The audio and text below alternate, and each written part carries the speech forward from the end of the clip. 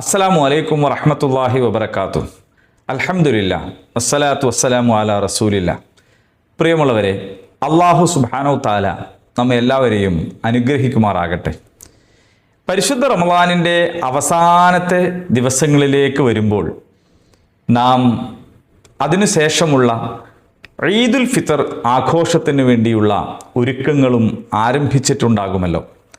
പുതുവസ്ത്രങ്ങൾ എടുത്തുകൊണ്ട് പെരുന്നാൾ ദിവസം ഒരുക്കേണ്ടുന്ന ഭക്ഷണത്തിൻ്റെ ഒരുക്കങ്ങൾ നടത്തിക്കൊണ്ടൊക്കെ നാം മുന്നോട്ട് പോവുകയായിരിക്കും. തീർച്ചയായും അത് നല്ല കാര്യമാണ്. മാത്രമല്ല, സന്തോഷിക്കാൻ അള്ളാഹു നൽകിയിട്ടുള്ള അവസരങ്ങളിൽ സന്തോഷിക്കുക തന്നെയാണ് വേണ്ടത്, അള്ളാഹുവിനെ സ്തുതിച്ചുകൊണ്ട്. എന്നാൽ ഇങ്ങനെ നാം ഒരുങ്ങിക്കൊണ്ടിരിക്കുമ്പോൾ നമ്മുടെ ചുറ്റുപാടുകളിലുള്ളവരെ നാം മറന്നുപോകാൻ പാടില്ല. നമ്മുടെ ബന്ധുക്കളിൽ തന്നെ എത്ര ആളുകൾക്ക് ഇത്തവണത്തെ പെരുന്നാൾ ആഘോഷിക്കാൻ സാധിക്കുന്നുണ്ട് എന്ന് നാം ചിന്തിക്കണം. നമ്മുടെ അയൽപക്കത്ത് ജീവിക്കുന്ന ആളുകൾക്ക് എത്ര പേർക്ക് ഇത്തവണ പെരുന്നാൾ സന്തോഷത്തോടെ ആഘോഷിക്കാൻ കഴിയുമെന്ന് നാം ചിന്തിക്കണം. നമ്മുടെ ഭക്ഷണം ഒരുക്കുമ്പോൾ അവരുടെ ഭക്ഷണത്തെക്കുറിച്ച് കൂടി നാം ആലോചിക്കണം. യഥാർത്ഥത്തിൽ ഈദുൽ ഫിത്തറിന് തൊട്ടു മുമ്പ് ചെയ്യേണ്ടുന്ന ഒന്നാണല്ലോ ഫിത്തർ സക്കാത്ത്.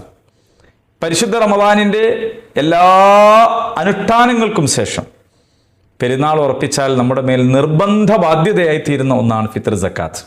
എന്താണത്?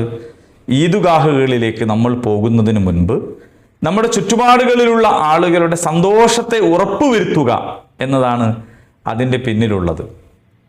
അത് ഫിത്തർ സക്കാത്തിൻ്റെ അരിയിൽ മാത്രമല്ല, നമ്മുടെ കുടുംബക്കാരും ബന്ധുക്കളുമായ ആളുകൾ വസ്ത്രമെടുത്തിട്ടുണ്ടോ? അവർ ഭക്ഷണം ഒരുക്കാനുള്ള നല്ല അവസ്ഥയിലാണോ ഇപ്പോഴുള്ളത് എന്ന കാര്യം കൂടി നാം ആലോചിക്കണം. ഒരുപക്ഷെ എല്ലാവർക്കും വസ്ത്രം എടുത്തു കൊടുക്കാൻ നമുക്ക് സ്വന്തം സാധിച്ചു കൊള്ളണം എന്നില്ല. പക്ഷെ അങ്ങനെ കഴിവുള്ളവരുടെ ശ്രദ്ധയിൽപ്പെടുത്തി അവരുടെ വിഷയങ്ങൾ പരിഹരിക്കാൻ ഒരുപക്ഷെ നമുക്ക് സാധ്യമാകും. അങ്ങനെ നമ്മുടെ സന്തോഷം എല്ലാവരുടെയും ഒപ്പമുള്ള സന്തോഷമായി തീരുമ്പോഴാണ് അത് അർത്ഥപൂർണമാവുക എന്ന് നമ്മൾ മനസ്സിലാക്കണം.